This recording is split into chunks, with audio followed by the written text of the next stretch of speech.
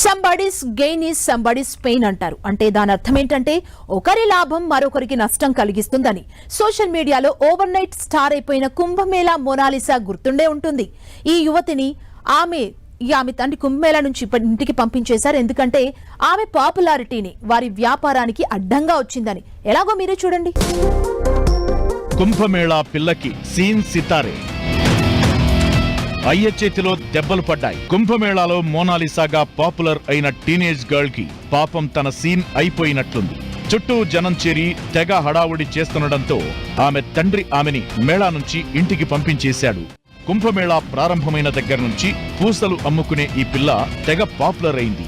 మెరిసే కళ్ళు, ఆకర్షణీయంగా ఉన్న రూపంతో ఉండటంతో జనం తెగ అట్రాక్ట్ అయిపోయారు. ప్రతి వాళ్లు రావడం, ఓ సెల్ఫీ దిగడం సర్వసాధారణమైపోయింది.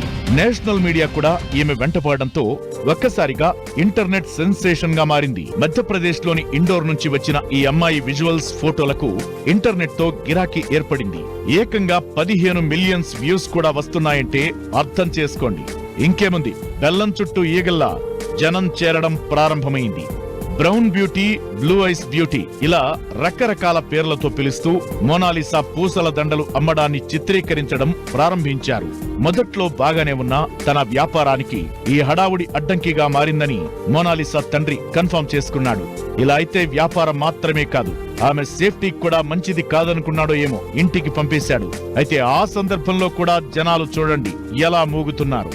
మొత్తం మీద జనాల అత్యుత్సాహం కాస్త ఒకరికి లైమ్ లైట్ తెచ్చినట్లే తెచ్చింది.